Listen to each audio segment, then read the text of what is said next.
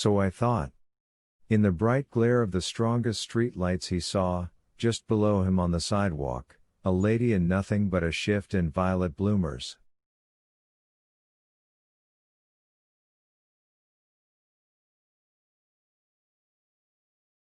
True, there was a little hat on the lady's head and an umbrella in her hands.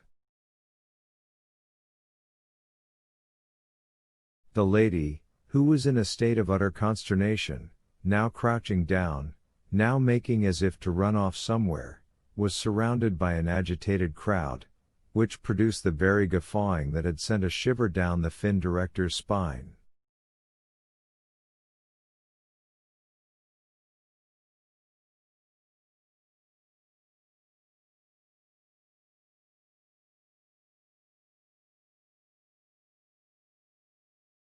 Next to the lady some citizen was flitting about, trying to tear off his summer coat, and in his agitation simply unable to manage the sleeve in which his arm was stuck.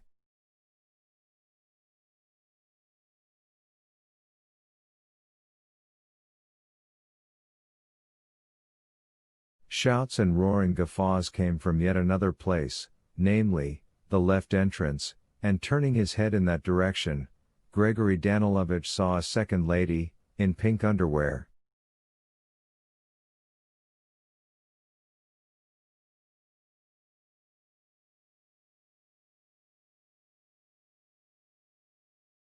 She leapt from the street to the sidewalk, striving to hide in the hallway, but the audience pouring out blocked the way, and the poor victim of her own flightiness and passion for dressing up, deceived by vile fagots firm, dreamed of only one thing, falling through the earth.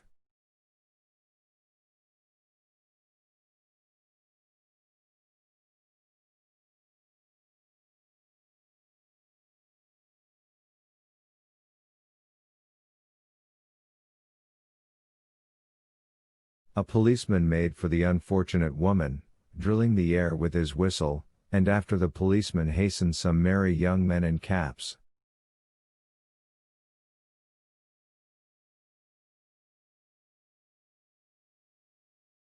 It was they who produced the guffawing and hooting.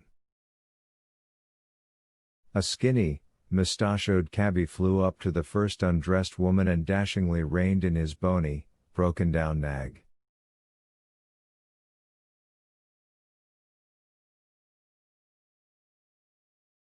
The mustached face was grinning gleefully. Rimsky beat himself on the head with his fist, spat, and leapt back from the window.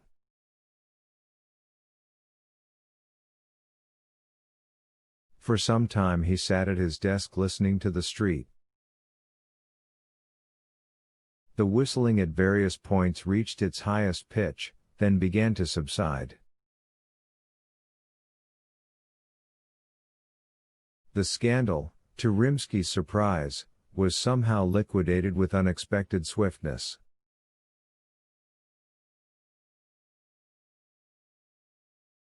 It came time to act. He had to drink the bitter cup of responsibility. The telephones had been repaired during the third part. He had to make calls, to tell what had happened, to ask for help, lie his way out of it, heap everything on Likodayev, cover up for himself, and so on.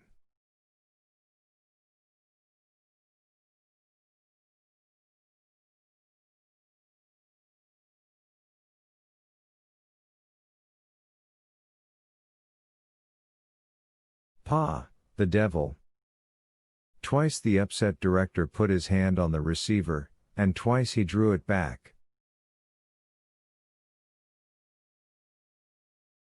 And suddenly, in the dead silence of the office, the telephone burst out ringing by itself right in the fine director's face, and he gave a start and went cold.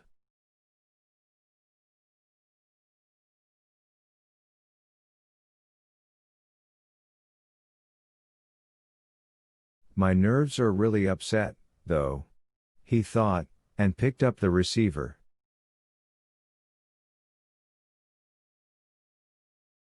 He recoiled from it instantly and turned whiter than paper. A soft but at the same time insinuating and lewd female voice whispered into the receiver.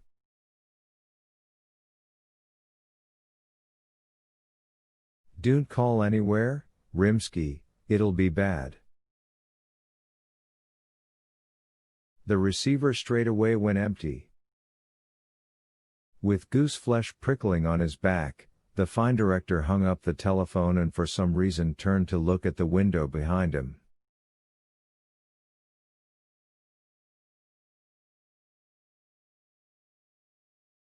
Through the scant and still barely greening branches of a maple, he saw the moon racing in a transparent cloud.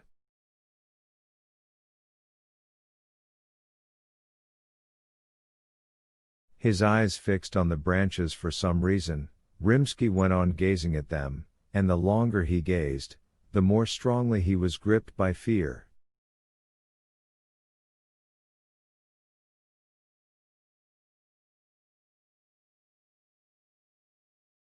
With great effort, the fine director finally turned away from the moonlit window and stood up.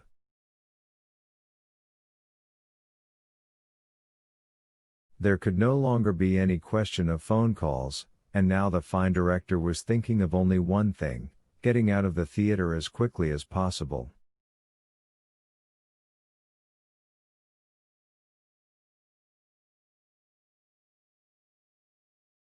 He listened. The theater building was silent. Rimsky realized that he had long been the only one on the whole second floor, and a childish, irrepressible fear came over him at this thought.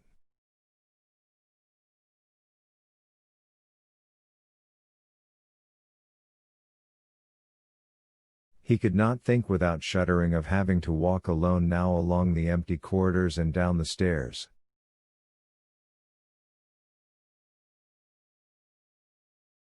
Feverishly he seized the hypnotist's banknotes from the table, put them in his briefcase, and coughed so as to cheer himself up at least a little.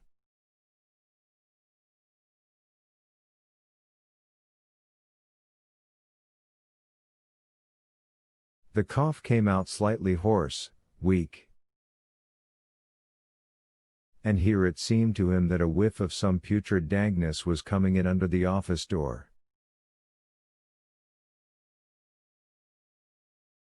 Shivers ran down the fine director's spine. And then the clock also rang out unexpectedly and began to strike midnight. And even its striking provoked shivers in the fine director. But his heart definitively sank when he heard the English key turning quietly in the lock. Clutching his briefcase with damp, cold hands, the fine director felt that if this scraping in the keyhole were to go on any longer, he would break down and give a piercing scream.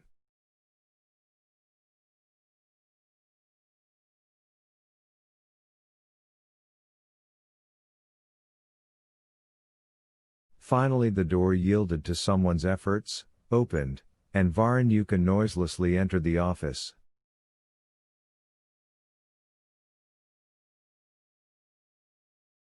Rimsky simply sank down into the armchair where he stood, because his legs gave way.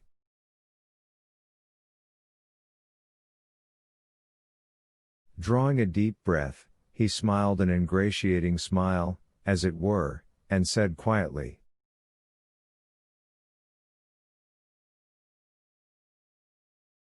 "God, you frightened me." Yes, this sudden appearance might have frightened anyone you like, and yet at the same time it was a great joy. At least one little end peeped out in this tangled affair.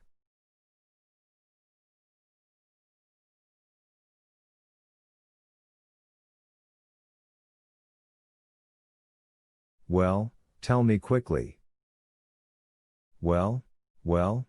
Rimsky wheezed, grasping at this little end. "What does it all mean?"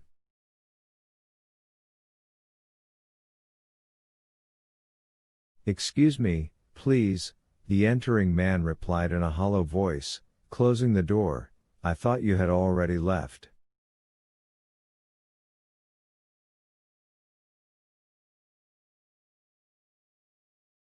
And Varanyuka, without taking his cap off, walked to the armchair and sat on the other side of the desk.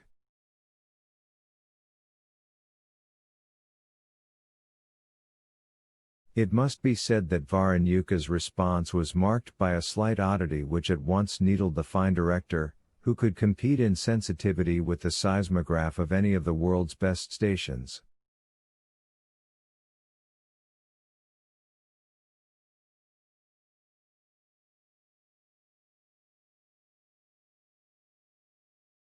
How could it be? Why did Varanyuka come to the fine director's office if he thought he was not there? He had his own office, first of all. And second, whichever entrance to the building Varanyuka had used, he would inevitably have met one of the night watchmen, to all of whom it had been announced that Gregory Danilovich was staying late in his office.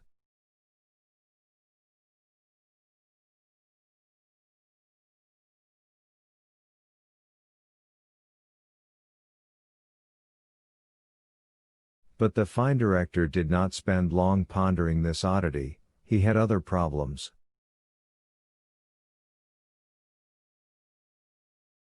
Why didn't you call?